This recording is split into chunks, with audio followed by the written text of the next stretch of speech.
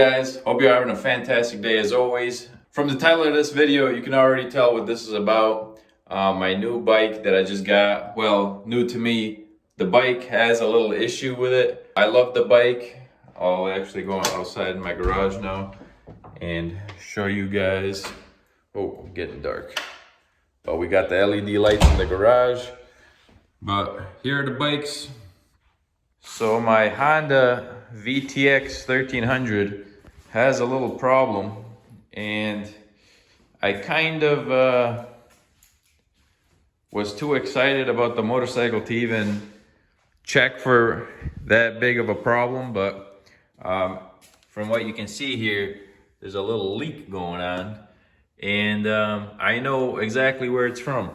So the bike is super sweet. Like, it literally feels like a trophy inside the garage. Real nice. I really like it. It's kind of hard to believe, you know, it's just sitting there in mine. It does have an issue, which is a gas leak from the fuel switch. So we got a fuel switch right here, and this is called a fuel petcock, but it's leaking. Like, if I do this, you can see the leak, and I put this little plastic can down here, and the gas looks dirty. Wow. I gotta switch that out because I really do like this bike. I want it to be in real good shape, so I'm gonna be doing a video changing that. Gonna be doing a lot of maintenance videos on this bike. So yeah, in order to do this job, I believe I'm gonna have to take the tank off. So tank's gonna be coming off, and gonna change that fuel switch.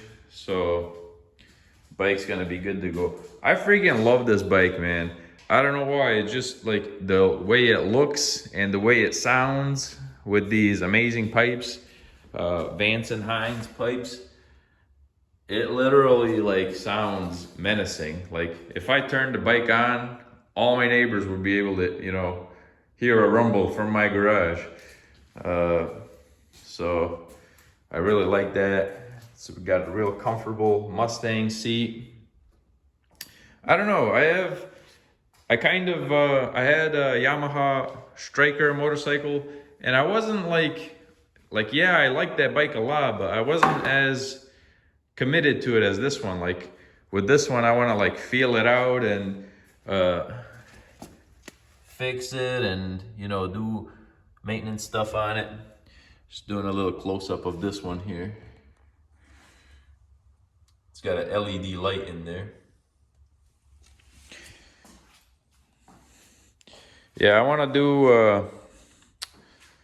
other things I want to do to this bike is change the rear diff oil. So I gotta unscrew this, and then fill it back up. And I got the oil already, so I'm gonna do a video on that soon.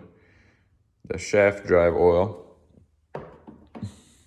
But yeah, that's the problem with the bike. It's leaking a little bit of gas. I got a good sense of my garage. Like, I go through it every day, getting in and out of the house. And sometimes, like, when I either enter the garage or get out of the house and get into the garage, I have a slight smell of gas. It's not strong or anything, but I can slightly smell it. So that's how I found out that the bike is indeed leaking a little bit. But that's gonna get fixed soon. I bought the new OEM fuel petcock, and cost like 120 bucks, but I made sure to buy the OEM one, so it's high quality and fits directly. So it'll be worth it, because I really like this bike, and I want to potentially keep it for a while until somebody, you know, makes me an offer I can't refuse. Man, I love this color on this bike, man. It's so unusual. Not many cars or bikes come in yellow anymore, especially not like a flashy yellow like this.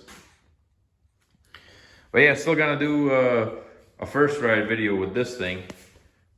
My red Honda Gram. I already did a million videos with that Honda Gram, but this red one, I never made a video with it. Not that it's gonna be much different than my gray Honda Gram, but it's the color.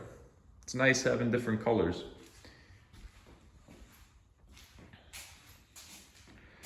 In terms of how this bike runs, it runs totally fine. Like I could start it right now and, you know, whatever, let it run. It'll run fine. It's just that there's a darn leak. Like I don't. The bike is totally fine, but it's leaking, and I am gonna be changing that myself. This bike, I'll just turn the flash on a little bit here so you guys can get a little close-up of the leaky situation here.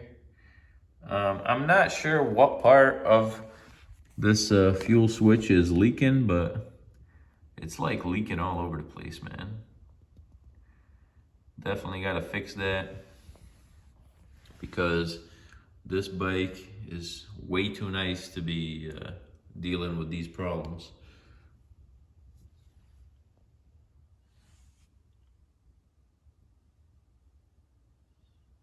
I think it'll be a quick job. This problem actually is a recall on Hondas. So if you look on Google, it says that this model year Honda VTX1300 is covered under a recall for this exact issue.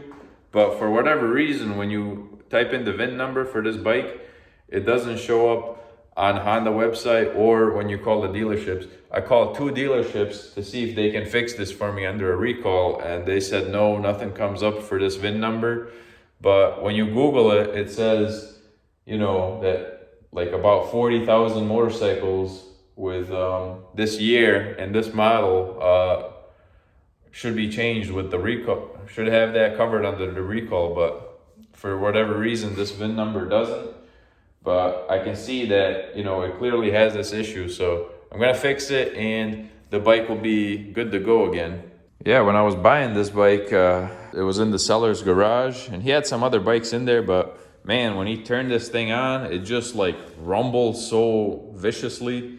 And then my dad was there with me. My dad doesn't really like loud motorcycles or loud engines, anything like that. But when the guy turned the bike on and he revved it, like my dad really hated that. It was that like loud. Like I understand what this thing is, you know what I mean? It's supposed to be somewhat loud, but it really rumbled to life. And Vance and Hines pipes, man, it sounds so vicious. Should we take a peek in there with a little flash? Let's flash it up in there, see what we're talking about. No baffles, loud as heck. Take my word for it, they're loud. Huh. It's nice how little restriction there is in that. But yeah, one thing I don't like about this motorcycle actually is that it's carbureted. My Yamaha Striker that I had, it was fuel injected, but this thing is carbureted. So it literally, the fuel delivery is gravity fed. So the bike, one thing you probably didn't know about these Honda VTXs, the VTX1300 specifically, they take a long time to warm up. Like if I was to start this bike, it probably wouldn't run right until like 5 to 6 minutes of idling. That when it warms up, then it would, you know, run pretty good. It would run fine, but it really needs a long time to warm up.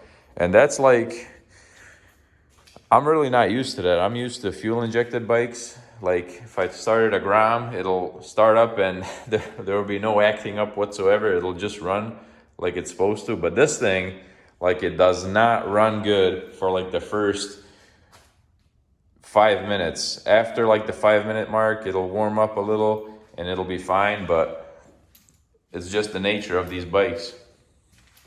It's got 21,000 miles on it.